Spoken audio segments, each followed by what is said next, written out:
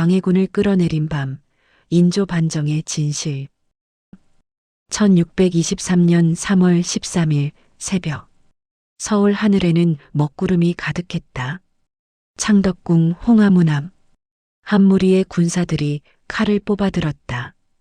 그들의 눈빛은 차갑고 손은 떨리지 않았다. 이 밤이 끝나면 조선에는 새로운 왕이 있을 것이었다. 권력이란 무엇인가? 그것은 왕자 위에 앉은 자의 것인가? 아니면 그 왕자를 뒤흔들 수 있는 자의 것인가? 광해군. 그는 조선의 15번째 왕이었다. 전쟁의 잿더미 위에서 나라를 다시 세웠고 명과 후금 사이에서 아슬아슬한 줄타기를 했다. 탁월한 외교관이었고 냉혹한 생존주의자였다. 그런데 왜 그는 이 밤 왕자에서 끌려 내려와야 했는가? 역사는 승자가 쓴다. 인조 반정의 이야기도 마찬가지다. 우리는 오늘 그 이면을 들여다볼 것이다. 쿠데타를 일으킨 자들은 스스로를 반정이라 불렀다. 발음으로 돌아간다는 뜻이다. 과연 그들은 무엇을 바로잡으려 했던 것일까? 이야기는 인조 반정이 일어나기 30년 전으로 거슬러 올라간다. 1592년 임진왜란. 일본 군대가 조선 땅을 핥히고 지나갔다. 한양이 불탔다. 왕은 도망쳤다. 백성은 죽어갔다. 그 7년의 전쟁이 남긴 것은 폐허뿐이었다. 이 전쟁 속에서 빛난 이가 한 명 있었다. 세자 광해군. 선조가 북쪽으로 피난을 떠난 사이 광해군은 남아서 전선을 지켰다. 분조를 이끌며 흩어진 민심을 수습하고 군사를 모으고 의병을 독려했다. 백성들은 그를 믿었다. 장수들은 그를 따랐다. 광해군은 전쟁이 만들어낸 왕제였다. 그러나 선조는 광해군을 좋아하지 않았다. 광해군은 후궁 소생의 서자였다. 조선은 적장자 계승을 원칙으로 했다. 선조에게 세자 광해군은 임시 방편이었다. 전쟁이 끝난 뒤 선조는 다시 왕비를 맞아들였다. 임무광후. 그리고 그녀에게서 아들이 태어났다. 영창대군. 왕의 사랑은 어린 아들에게 쏠렸다. 광해군의 세자 자리는 흔들리기 시작했다. 1608년 선조가 갑작스럽게 세상을 떠났다. 유언 한마디 없이 광해군이 왕위를 이었다. 그러나 그의 즉위는 처음부터 불안했다. 명나라는 서자 출신 광해군의 왕위를 쉽게 인정하려 하지 않았다. 국내에서는 소북파와 대북파가 권력 싸움에 혈안이 되어 있었다. 그는 흔들리는 왕좌 위에서 통치를 시작해야 했다. 광해군이 왕이 된 시기 동아시아의 질서가 뒤흔들리고 있었다. 만주 벌판에서 누르하치가 여진족을 통일하고 후금을 세웠다. 명나라는 300년 천하를 지탱하던 힘을 잃어가고 있었다. 1619년 사르후 전투. 명나라가 후금에 대군을 보내며 조선에도 원병을 요청했다. 광해군은 고민했다. 명나라의 요구를 거절할 수 없었다. 그러나 지는 해에 모든 것을 걸 수도 없었다. 그는 강옥립 장군에게 은밀한 명령을 내렸다. 전황을 보아 적절히 처신하라. 사르후 전투에서 명나라 연합군은 참패했다. 강옥립은 후금에 투항했다. 광해군의 지시대로였다. 이것이 광해군의 중립 외교였다. 명분보다 실리를, 의리보다 생존을 택한 선택. 훗날 역사가들은 이것을 탁월한 외교라 평가한다. 그러나 당시 조선의 사대부들에게 이것은 배신이었다. 불충이었다. 금수만도 못한 짓이었다. 명나라는 임진왜란 때 조선을 도와준 제조지은의 나라였다. 그 은혜를 저버리는 것은 그들에게 있어 도덕적 자살과 다름없었다. 분노는 쌓여갔다. 광해군에게는 외교 문제보다 더 민감한 약점이 있었다. 바로 왕위의 정통성 문제. 영창대군. 선조의 유일한 적자. 그는 살아있는 것만으로도 광해군의 왕위를 위협하는 존재였다. 대북파 정인홍, 이이첨은 광해군을 부추겼다. 영창대군을 제거해야 한다고. 1614년 영창대군은 강화도에 유배되었다가 그의 겨울 좁은 방 안에 갇혀 증기로 질식사했다. 이를 증살이라 한다. 그의 나이 8살이었다. 그리고 이듬해 광해군은 더 충격적인 일을 저질렀다. 임목대비를 폐위시킨 것이다. 선조의 왕비이자 영창대군의 어머니, 살아있는 왕의 어머니를 폐서인으로 만들고 경운궁 깊숙이 가두어 버렸다. 조선 사대부 사회가 발칵 뒤집혔다. 유교 국가에서 어머니를 가두는 것은 단순한 정치 행위가 아니었다. 그것은 세상의 근본 질서를 무너뜨리는 폐륜이었다. 하늘과 땅이 뒤집히는 것과 같은 충격이었다. 이이첨과 정인홍은 폐모를 정당화하는 상소를 올렸다. 많은 관리들이 어쩔 수 없이 동조했다. 그러나 마음속 깊은 곳에서는 분노가 들끓고 있었다. 서인들은 폐모에 끝까지 반대했다. 그 대가로 많은 이들이 귀양을 갖고 죽임을 당했다. 살아남은 자들은 기다렸다. 때를 기다렸다. 그 중에 이기가 있었다. 이기, 서인의 무장. 그는 반정의 불씨를 간직한 사람이었다. 그리고 그의 주변에는 또 다른 이름들이 모여들기 시작했다. 김유, 최명길, 신경진, 의서, 그리고 능양군 이종. 반정 모의는 오랫동안 준비되었다. 이기는 1620년대 초반부터 거사를 구상했다. 그러나 반정은 쉬운 일이 아니었다. 이 모의가 들키면 관련자 모두 삼족이 멸했다. 실제로 모의는 여러 차례 위기를 맞았다. 1622년 동생이 반역을 고발하는 참극이 벌어졌다. 이기의 동료 한 명이 자신의 형을 역모로 고변한 것이다. 기적적으로 거사는 탄론하지 않았다. 그러나 그 사건으로 반정 세력은 크게 위축되었다. 주동자들은 더욱 조심스럽게 움직였다. 그들은 서로 만나기 위해 장례식을 이용하고 지방 여행을 핑계 삼았다. 거사의 명분은 이미 충분했다. 폐모살제, 명에 대한 배신, 무고한 신하들의 학살, 광해군 정권의 폐악은 차고도 넘쳤다. 문제는 추대할 왕자였다. 조선의 왕위는 왕족만이 오를 수 있었다. 반정 세력은 새로운 왕을 앞세워야 했다. 그렇지 않으면 반란이지 반정이 아니었다. 그들의 시선이 향한 곳은 능양군 이종이었다. 선조의 손자, 정원군의 아들, 조용하고 야심이 없어 보이는 인물. 반정 세력이 보기에는 바로 그 점이 매력이었다. 이종 스스로도 반정에 동의했다. 아버지 정원군이 광해군의 미움을 받아 일찍 세상을 떠났다. 그 원한도 있었다. 거사일이 잡혔다. 1623년 3월 12일.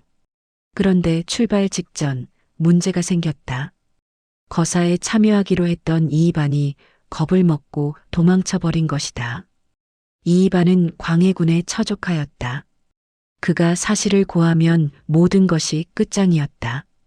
반정 주도자들은 급히 회의를 열었다.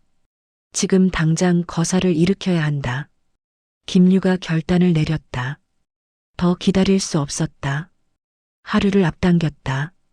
3월 12일 저녁 군사들이 집결하기 시작했다. 1623년 3월 12일 저녁. 홍제원, 도성 서쪽 고갯마루. 이기가 이끄는 군사들이 집결했다. 훈련도감 병사들, 지방에서 올라온 군사들, 무가 출신 사대부들. 그 수는 약 700명이었다. 700명. 조선 수도를 지키는 군사가 수천 명인데 고작 700명으로 쿠데타를 일으키려 한다고? 그런데 반정 세력에게는 내부 협력자가 있었다. 광해군 정권의 무능과 부패에 염증을 느낀 군사 지휘관들. 그들이 문을 열어줄 준비가 되어 있었다. 밤 11시쯤 700명의 군사가 도성을 향해 출발했다. 연서문. 지금의 서대문 근처. 문지기들은 저항하지 않았다. 이미 내응이 되어 있었다. 군사들은 조용히 그러나 재빠르게 도성 안으로 들어왔다. 한편 창덕궁에서는 광해군이 잠들어 있었다. 측근들이 반정군의 움직임을 파악했지만 믿지 않았다. 혹은 보고를 올리기를 두려워했다. 광해군 정권은 10년 넘게 공포 정치를 펼쳤다. 이제 그 공포가 역으로 작동하고 있었다. 나쁜 소식을 전하면 벌을 받을지도 모른다는 두려움. 그것이 위기 보고를 막았다. 새벽 2시쯤 반정군이 창덕궁 앞 인정문에 다다랐다. 궁궐문은 굳게 닫혀 있었다. 안쪽에서 수비대가 저항했다. 화살이 날아들었다. 반정군 중에 사상자가 나왔다. 이기가 소리쳤다. 문을 열어라. 능양군 저하께서 친위하신다. 잠시 혼란이 있었다. 그 순간 내부에서 호응한 군사가 문을 열었다. 반정군이 쏟아져 들어갔다. 광해군의 호위 군사들이 흩어졌다. 일부는 도망치고 일부는 투항했다. 저항은 생각보다 약했다. 광해군은 새벽 어스름에 잠에서 깨어났다. 고함 소리, 무기 부딪히는 소리, 궁궐 안이 발칵 뒤집혀 있었다. 그는 내시의 도움을 받아 궁궐 담을 넘어 달아났다. 조선의 왕이 자신의 궁궐에서 도망치는 신세가 된 것이다. 그 새벽 15년 동안 조선을 이끌었던 왕이 역사의 무대에서 퇴장했다. 추격대가 뒤를 쫓았다. 광해군은 의관 안국신의 집에 숨었다가 이튿날 아침 체포되었다.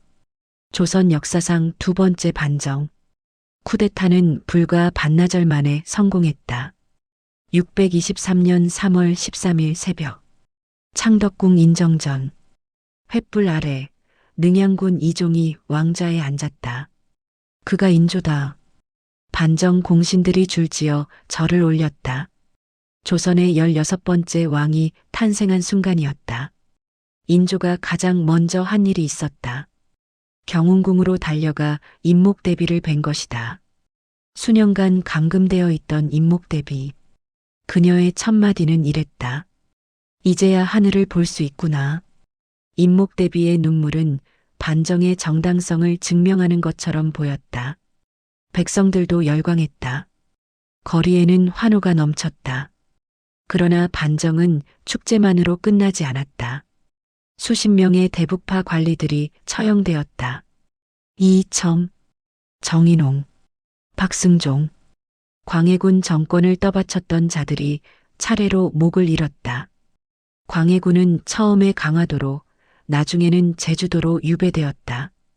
그의 아들 세자도 함께 유배되었다가 그의 말 사사되었다. 반정의 대가는 누가 치렀을까? 권력을 잃은 자들이었다. 그리고 그 권력 싸움과 아무 관계없는 백성들이었다.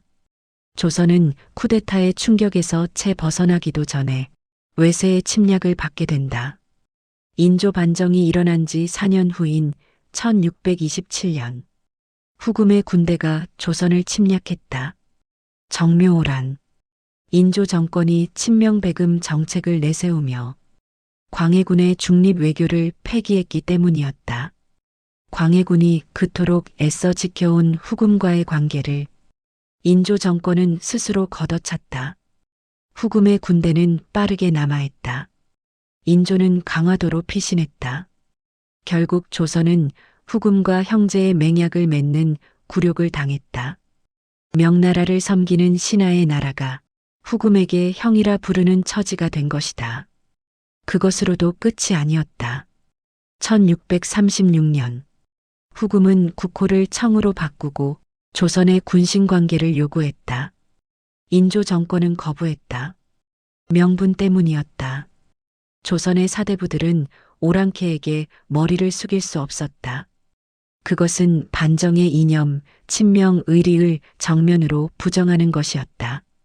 병자호란. 청나라의 12만 대군이 압록강을 넘었다. 인조는 다시 피신했다. 이번엔 강화도로 가지도 못했다. 남한산성. 혹한의 겨울 45일 동안 인조와 조신들은 산성에 갇혔다. 식량은 떨어져 갔다. 지원군은 오지 않았다. 그리고 마침내 인조는 산성 문을 열고 나왔다. 1637년 1월 30일 삼전도, 지금의 서울 송파구. 인조가 청태종 앞에 무릎을 꿇었다. 3번 절하고 9번 머리를 조아렸다. 300우고두. 조선 500년 역사에서 가장 굴욕적인 장면이었다. 반정 세력은 광해군의 중립 외교가 명나라에 대한 배신이라고 비판했다. 그러나 광해군의 중립 외교가 없었다면 과연 이 굴욕이 없었을까? 반정은 조선을 구했는가? 아니면 더 깊은 나락으로 떨어뜨렸는가? 이 질문은 지금도 역사학자들이 씨름하는 물음이다. 광해군은 살아남았다. 제주도에서 유배 생활을 이어갔다. 쿠데타로 권자에서 쫓겨난 자에게 주어진 목숨. 그것이 오히려 더 긴 고통이었을지도 모른다. 1641년 광해군은 제주도에서 눈을 감았다. 나이 67세. 그의 곁에는 패비 유씨만이 있었다. 반정 세력이 광해군을 끌어내린 죄목을 다시 살펴보자. 첫째, 폐모살제. 임목대비를 가두고 영창대군을 죽였다. 이것은 사실이다. 광해군의 가장 큰 과오였다. 둘째, 명나라를 배신하고 후금과 내통했다. 이것은 평가의 문제다. 당시로서는 배신으로 보였겠지만 역사적으로 보면 생존을 위한 현실주의 외교였다. 조선 후기 실학자들도 광해군을 재평가하기 시작했다. 이 정약용 같은 학자들은 광해군의 외교 능력을 높이 샀다. 20세기에 들어 광해군은 본격적으로 복권되기 시작했다.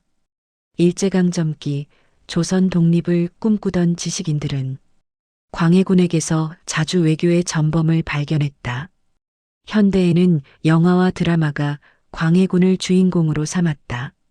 비운의 왕 시대를 앞서간 군주. 그러나 우리는 냉정해야 한다. 광해군은 분명 탁월한 면이 있었다. 그러나 그는 권력을 유지하기 위해 무고한 이들을 죽였다. 대북파의 전횡을 방치하거나 조장했다. 반정을 일으킨 서인들도 마찬가지다. 그들의 명분은 있었다. 그러나 그들이 내세운 친명 의리는 결국 병자호란의 굴욕으로 귀결되었다. 역사에는 완전한 선도, 완전한 악도 없다. 인조 반정은 단지 하나의 쿠데타가 아니었다. 그것은 조선이라는 나라가 가진 모순과 한계가 한꺼번에 폭발한 사건이었다. 서울 송파구 석촌호수역. 삼전도비가 서 있다. 병자호란의 굴욕을 기록한 이 비석은 한동안 땅에 묻혔다가 다시 파내어졌다. 우리가 잊지 말아야 할 역사이기 때문이다. 인조 반정으로부터 400년이 지났다. 그러나 그 시대가 던지는 질문은 지금도 살아있다. 명분과 실리, 어느 것이 더 중요한가? 외교에서 의리와 현실 사이에서 우리는 어디에 서야 하는가? 권력은 누구를 위해 존재하는가? 그리고 무엇보다 역사는 누가 쓰는가? 승자가 쓴 역사는 패자를 악으로 만든다. 그러나 역사는 그렇게 단순하지 않다. 광해군은 패주였다. 그러나 무능한 왕은 아니었다. 인조 반정은 반정이었다. 그러나 정의의 승리만은 아니었다. 우리는 그 복잡함을 직시해야 한다. 그것이야말로 역사에서 배우는 진짜 방법이다. 1623년 3월 13일 새벽.